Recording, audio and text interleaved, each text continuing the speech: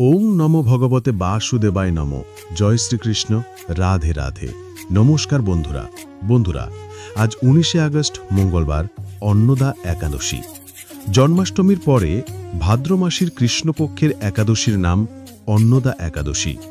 ভৌতিক জগতে বসবাসকারী দুঃখী শরীর ও মনের রোগব্যাধি দূর করার জন্য পরম ওষুধ রূপে সৃষ্টি করা হয়েছে। তো বন্ধুরা, এমনই পরম কল্যাণকারী একাদশী হল অন্নদা একাদশী। এই একাদশী ব্রত পালনের ফলে বাজপেয় যজ্ঞের ফল লাভ হয়, জীবনের সর্বপাপ থেকে মুক্তি পাওয়া যায়। এমনকি এই ব্রতের নাম শোভনে রাশি রাশি পাপ বিদূহিত হয়ে যায়।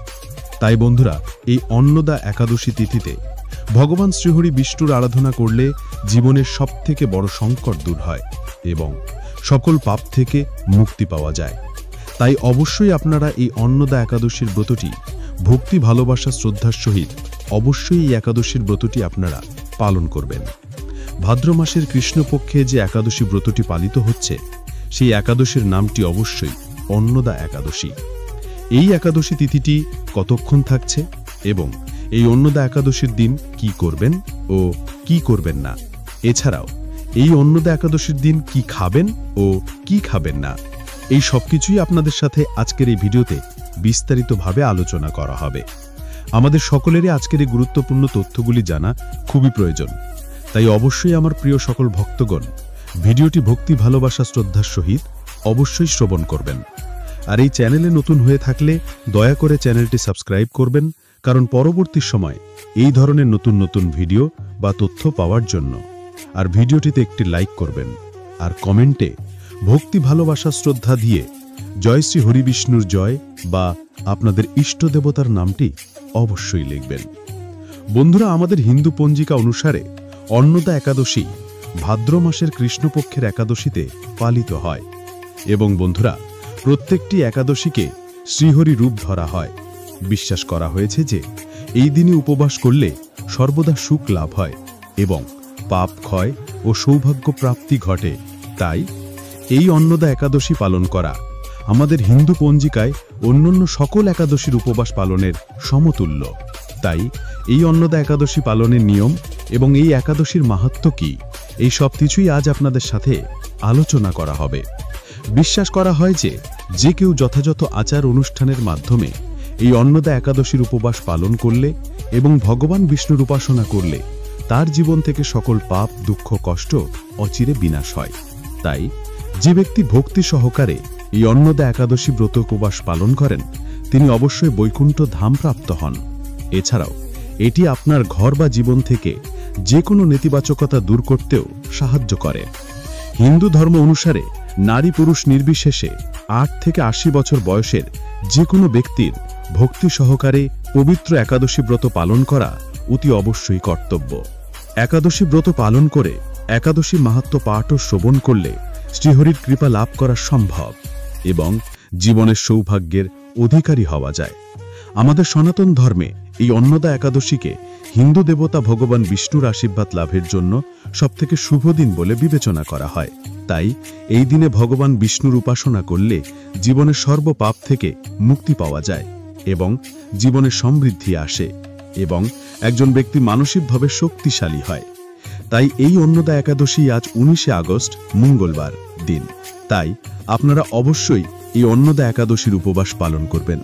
এই অন্নদা একাদশী তিথিটি থাকবে আজ 19শে আগস্ট মঙ্গলবার বিকাল 4:07 পর্যন্ত। তাই উদয় তিথি অনুষ্ঠানে এই অন্নদা একাদশী উপবাস পালন করা হবে আজ 19শে আগস্ট মঙ্গলবার দিন। বন্ধুরা, এবার আমরা শ্রবণ করে নেব যে এই অন্নদা একাদশীর মাহাত্ম্য কথাটি। এই ভাদ্রপক্ষীয় কৃষ্ণপক্ষিয়া অন্নদা একাদশী মাহাত্ম্য ব্রহ্মবৈত্য পুরাণে বর্ণনা করা হয়েছে। মহারাজ যুধিষ্ঠির বললেন, হে কৃষ্ণ, ভাদ্র মাসের কৃষ্ণপক্ষের একাদশীর নাম কি তার শুনতে আমি অত্যন্ত আগ্রহী। শ্রীকৃষ্ণ বললেন, হে রাজন, আমি সবিস্তারে এই একাদশীর কথা বর্ণনা করছি, আপনি একগ্রহ চিত্তে শ্রবণ করুন। ভাদরের কৃষ্ণপক্ষে একাদশীকে বলা হয় অন্নদা। এই তিথি সর্বপাপ বিনাশিনী। যিনি শ্রীহরির অর্চলে এই ব্রত পালন করেন তিনি সর্বপাপ মুক্ত হন। এমনকি এই ব্রতের নাম শ্রবণে রাশি রাশি পাপ বিদূরিত হয়ে যায়। এই ব্রত প্রসঙ্গে একটি পৌরাণিক ইতিহাস রয়েছে। প্রাচীনকালে হরিশ্চন্দ্র নামে এক নিষ্ঠাপরায়ণ সত্যবাদী চক্রবর্তী রাজা ছিলেন। পূর্ব কর্মফল ও প্রতিজ্ঞা সততা রক্ষায় তিনি রাজ্যভ্রষ্ট হন। অবস্থা এমন হল যে তিনি নিজের স্ত্রী, পুত্র এবং অবশেষে নিজেকেও পর্যন্ত বিক্রি করতে বাধ্য হলেন। হে রাজেন্দ্র, এই পুণ্যবান রাজা চণ্ডালের দাসত্ব স্বীকার করেও সত্য রক্ষার্থে দৃঢ় নিষ্ঠা প্রদর্শন করেছিলেন। তিনি শ্মশানে মৃত ব্যক্তির বস্ত্র ও কররূপে গ্রহণ করতেন। এইভাবে তার বহু বছর কেটে গেল দুঃখ সাগরে নিয়োজিত হয়ে। কি করি, কোথায় যাই, কিভাবে এই দুর্দশা থেকে উদ্ধার পাই, এই চিন্তায় তিনি দিনরাত্রি বিভোর হলেন। এমন সময় দৈবক্রমে গৌতম মুনি ঋষি রাজার কাছে এলেন। রাজা মুনিকে দর্শন করে ভক্তি ভরে প্রণাম করলেন। করজোরে তার সামনে দাঁড়িয়ে এক এক করে নিজের সমস্ত কথা জানালেন। রাজার দুঃখের কথা শুনে মুনিবর বিস্ময়ে পূর্ণ হলেন। অত্যন্ত ব্যথিত হয়ে তিনি বললেন, হে রাজন, ভাদ্র মাসের কৃষ্ণপক্ষের অন্নদা একাদশী নামে জগতে প্রসিদ্ধ। আপনি এই ব্রত পালন করুন। এই ব্রতের প্রভাবে আপনার সমস্ত পাপের বিনাশ হবে। আপনার ভাগ্যবশত আগামী 7 দিন পরে এই তিথির আবির্ভাব হবে। এই দিন উপবাস রেখে রাত্রি জাগরণ করবেন।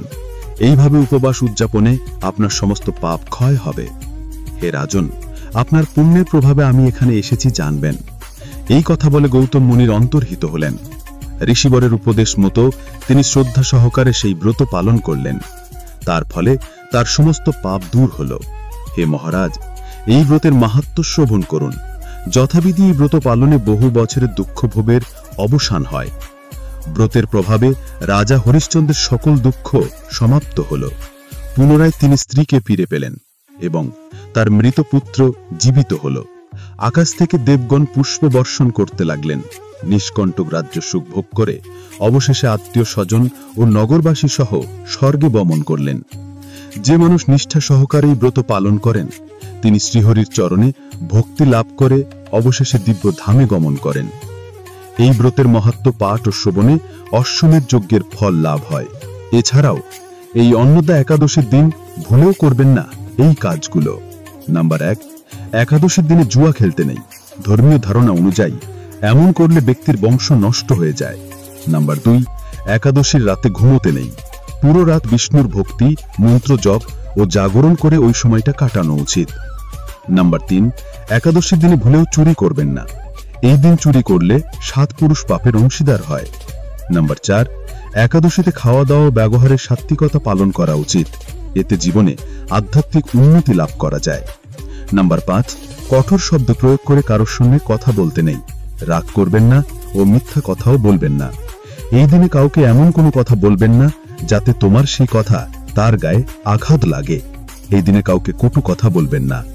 এই দিনে সকালে তাড়াতাড়ি ওঠা উচিত এবং সন্ধ্যাবেলা ঘুমানো উচিত নয়। এতে জীবনে দারিদ্রতা নেমে আসে। এছাড়াও বন্ধুরা, অন্নদা একাদশী পালনের একটি গুরুত্বপূর্ণ অংশ হল উপবাস।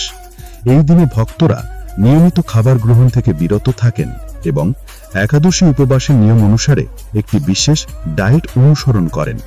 এছাড়াও কিছু ভক্ত সম্পূর্ণ নির্জলা উপবাস পালন করেন।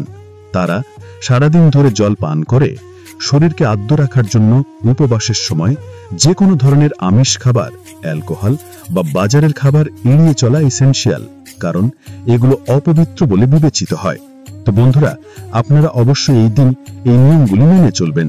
তো বন্ধুরা, ভিডিওটি আজ এই পর্যন্ত। ভিডিওটি দেখে ভালো লাগলে একটি লাইক অবশ্যই করবেন। ধন্যবাদ।